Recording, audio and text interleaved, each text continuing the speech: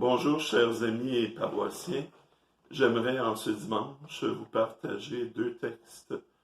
Le premier portant sur le sens du signe de la croix, qui s'inscrit très bien dans la fête que nous célébrons ce week-end, soit la fête de la Trinité. D'ailleurs, c'est un texte que j'ai découvert, un texte de Jean de Bruyne, il y a plusieurs années. Pour moi, c'est un texte qui résonne et qui résonne également dans ma vie de foi. J'espère que vous y découvrirez les mêmes inspirations que j'ai eues en la priant. Le second est une réponse de Grégory Charles suite à la mort brutale d'un homme noir aux États-Unis la semaine dernière, tout empreinte d'ailleurs cette lettre d'un profond sens des valeurs évangéliques. J'espère que ces deux textes feront chemin avec vous tout au cours de cette semaine. D'abord, le signe de la croix. Je vous invite avec moi à faire ce signe de façon lente et réfléchie. Au nom du Père, la main sur le front, je voudrais écrire Dieu sur tous mes rêves. Je voudrais marquer Dieu sur toutes mes idées.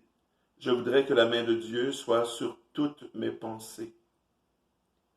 Au nom du Fils, la main sur le cœur. Je voudrais dire Dieu, je voudrais chanter Dieu avec tous les mots de mon amour. Je voudrais planter Dieu dans tous les jardins de ma tendresse. Au nom du Saint-Esprit, la main qui fait la traversée et le voyage depuis une épaule jusqu'à l'autre. Je voudrais écrire Dieu sur tout moi-même. Je voudrais m'habiller de Dieu, de haut en bas, d'une épaule à l'autre. Je voudrais que le grand vent de l'Esprit souffle d'une épaule à l'autre, d'un bout du monde à l'autre, jusqu'aux extrémités de la terre. Pour le second texte, c'est une réponse, comme je vous disais, de Grégory Charles suite aux événements. Alors, je vous invite à écouter attentivement ce texte. D'ailleurs, je vous le propose dans les courriels que je vous envoie. Vous pourrez en voir toute l'amplitude en le relisant au cours de la semaine. J'entends mon père. La mort brutale, injuste et inutile de George Floyd a révélé un vent de colère. Une tempête qui souffle sur l'Amérique et sur le monde depuis plus d'une semaine. Comment ne pas être saisi par les images captées par une jeune fille de 17 ans qui passait par là et qui, téléphone à la main et au risque de sa propre vie, a immortalisé une scène horrible de haine et d'indifférence. Un policier blanc tue lentement, sans raison et surtout sans crainte. Un homme noir qui est déjà soumis. Il reste insensible à sa douleur, à sa misère, à ses appels à l'aide, au fait qu'on implore sa miséricorde. Le policier n'écoute pas ceux qui s'inquiètent pour celui qui domine et qui l'afflige. Il tue. Et pourtant, la devise du service de police de Minneapolis est pourtant bien claire. To protect with courage, to serve with compassion. Le policier a totalement failli à sa tâche. Ni courage, ni compassion.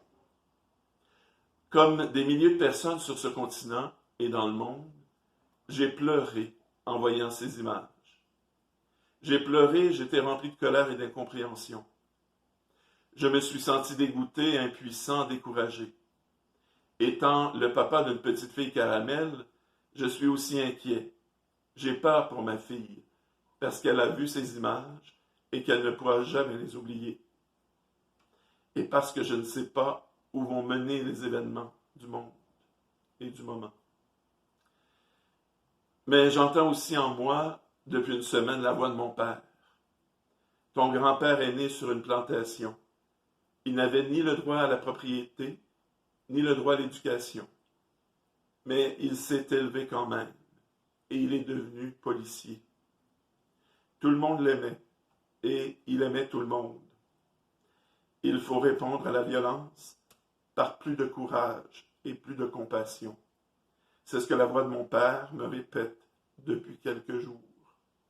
Mon père a marché avec Martin Luther King. Il était à Washington en 1963.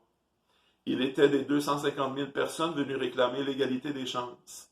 il a entendu la chanteuse Mahalia Jackson supplier Martin Luther King d'interrompre sa spectaculaire envolée oratoire sur les promesses non tenues de l'Amérique pour partager plus tôt avec l'Assemblée hétéroclite réunie devant lui, avec mon père bien sûr, son rêve. I have a dream. Je l'entends me raconter ce moment historique. J'entends sa voix dans ma tête, dans mon cœur. Je l'entends me dire que la seule façon d'être heureux, c'est d'être libre. Et que la seule façon d'être libre, c'est d'être capable d'aimer quelqu'un ou quelque chose plus que l'on s'aime soi-même. Les États-Unis sont affligés par une maladie qu'ils ont contractée dans leur enfance, le racisme. Ils ont fait des progrès depuis 400 ans, mais il ne semble pas y avoir de vaccin pour cette maladie. Ils avancent, puis ils régressent. Ils font des rechutes. Leur économie, leur système politique, leur filet social sont empreints d'inégalités et d'injustice raciale. Cette maladie les empêche de réaliser l'objectif fondamental de leur République, former une plus parfaite union et permettre à leurs concitoyens, à tous les citoyens, de trouver leur bonheur. Il ne faut pas penser cependant qu'ils sont les seuls malades. Le racisme et la discrimination ne discriminent pas. Aucun continent n'en est exempt. Nous n'en sommes pas exempts. Il y a du racisme ici. Il y en a aujourd'hui. La question est de savoir ce qu'on fait maintenant, aujourd'hui. Au début des années 70, mes parents ont tenté de louer un appartement dans le quartier antique, comme la mienne ici. En voyant mon père, le propriétaire, un colosse un peu obtus, a dit à ma mère qu'il n'était pas question qu'il loue un noir. Ma mère blanche, du haut de ses 4 pieds 11 pouces, lui a dit sa façon de penser. Mon père l'a pris par la main, a remercié le propriétaire pour son temps, et nous sommes partis.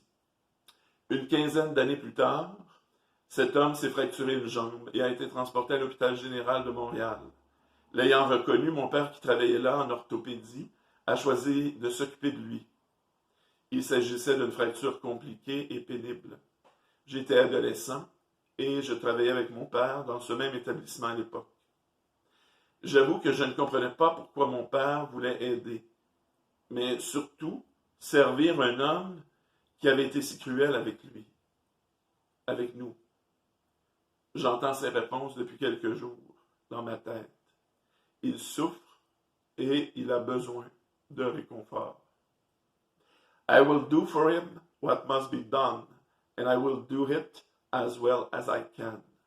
Et je l'entends ajouter, because that is how we love and how we win, son. Cet homme a passé 6 jours à l'hôpital. Il a reconnu ma mère, qui ne l'aimait toujours pas, et qui lui a dit sa façon de penser. Mais je n'oublierai pas les quelques mots qu'il a dit à mon père quand il est parti.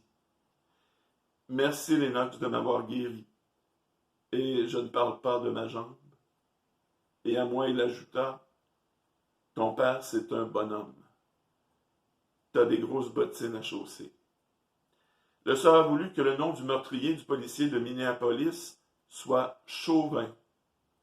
Pris comme un adjectif, son nom signifie une propension, une tendance à faire preuve d'un amour exagéré, excessif pour sa propre personne, pour son propre groupe, pour son propre pays. Si mon père était vivant, il me dirait que cet homme cruel a besoin d'amour et de compassion, qu'il en a sans doute manqué. Il me dirait qu'il y a une âme à sauver en lui. Mais il me dirait surtout que ce n'est pas lui le problème. Ce sont les autres policiers, les autres officiers qui sont restés là sans rien faire, qui ont menti à leurs supérieurs à propos de ce qui était vraiment arrivé. Ils auraient pu intervenir, ils auraient pu, mais ils n'ont rien fait. Pas de compassion et encore moins de courage. Ces autres officiers, c'est parfois nous, noirs, blancs, jeunes, moins jeunes. On se campe parfois dans nos certitudes. On se donne des explications, des justifications courtes, alors que les problèmes sont complexes et cruels.